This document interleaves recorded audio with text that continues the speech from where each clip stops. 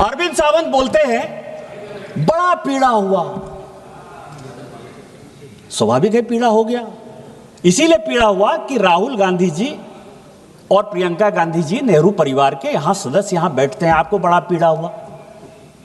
मौत का सौदागर प्रधानमंत्री हत्यारा है, चौकीदार चोर है, प्रधानमंत्री चोर है, डकैत है, देश को बेच दिया।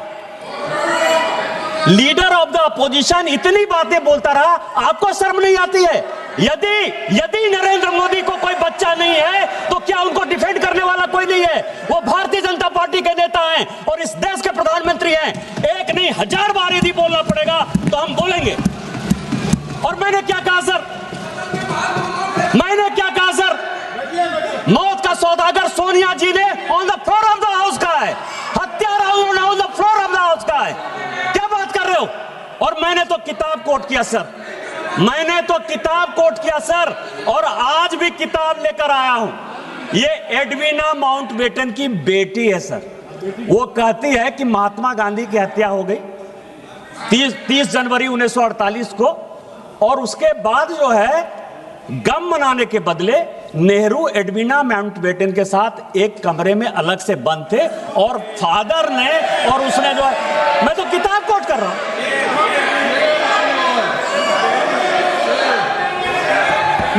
मैं उनकी बेटी का किताब है सर।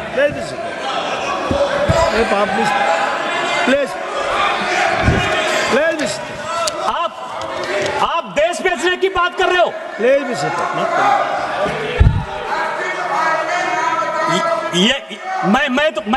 मैं तो बात कर रहा हूं सर।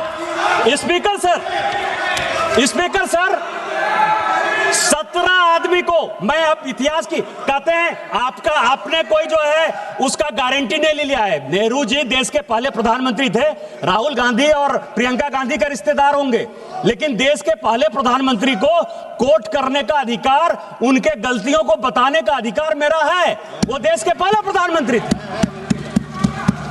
आपकी कोई यूएसपी नहीं है।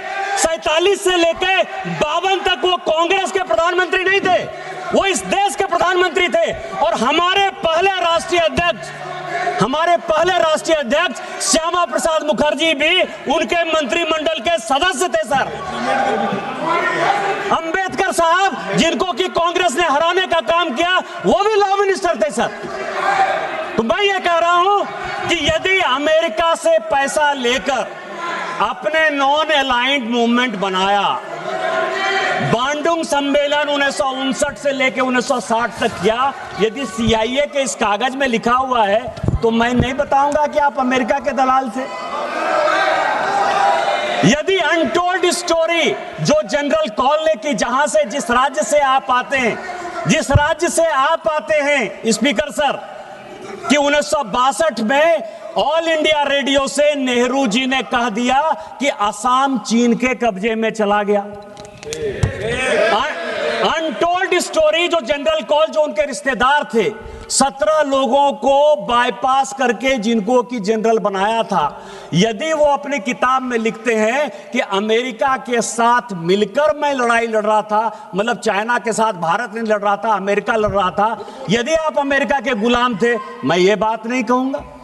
अभी खुद वॉशिंगटन पोस्ट में सर 4 पेज का न्यूज छपा कि 1962 में नंदा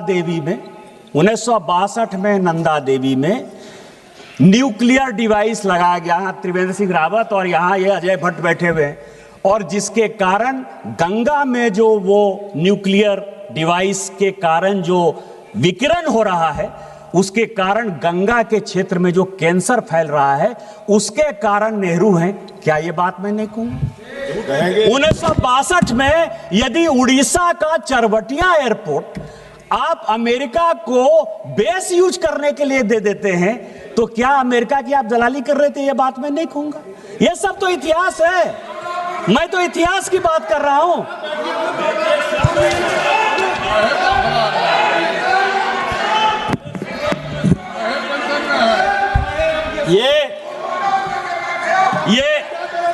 ये रिजोल्यूशन है सर, ये रिजोल्यूशन है, और इस रिजोल्यूशन में leader of the leader of the propaganda, LOP का जो मतलब मैं समझता हूं सर, क्योंकि इसमें काफी क्लियर नहीं है। लीडर ऑफ द प्रोपगंडा, जब एक इग्नोरेंट आदमी एरोगेंस का शिकार हो जाए, तो हमारे हिंदी में एक कहावत है कि फटा पोस्टर निकला हीरो।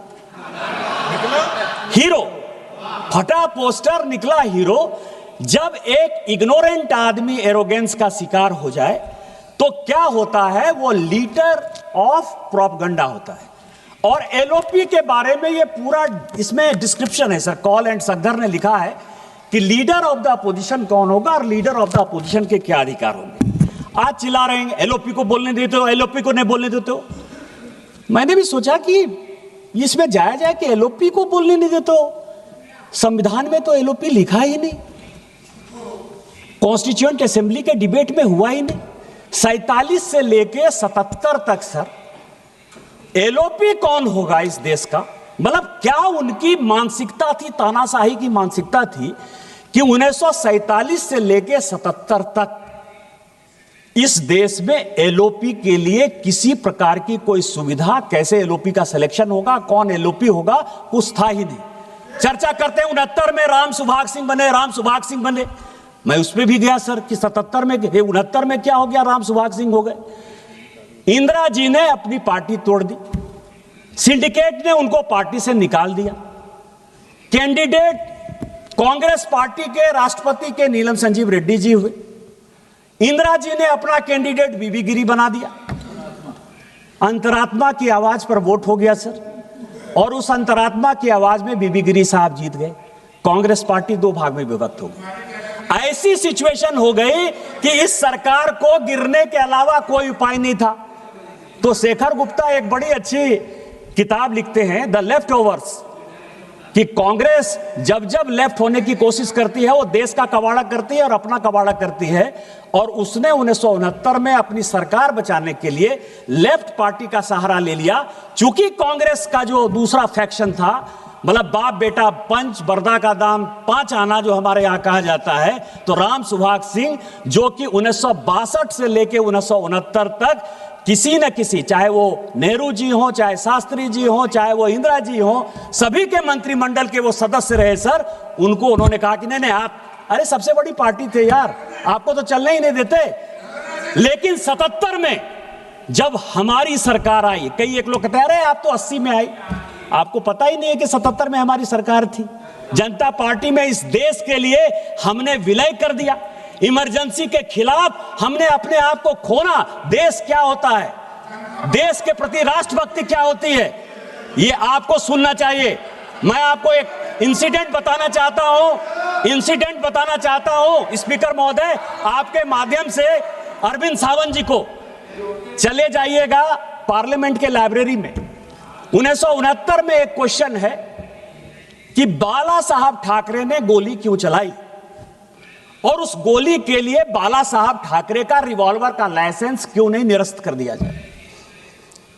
जवाब आया कि उनकी वाइफ पर जो है कांग्रेस के गुंडों ने अटैक किया था, इसलिए बाला साहब ठाकरे ने जो किया, ये ऑन द रिकॉर्ड है, मैं ऑन रिकॉर्ड ये बातें कर रहा हूं, 69 का क्वेश्चन है। और बाला साहब ठाकरे का वो बयान है कि मैं मरना पसंद करूंगा लेकिन कभी भी इंदिरा गांधी और कांग्रेस का साथ नहीं दूंगा। क्या बात कर रहे हैं।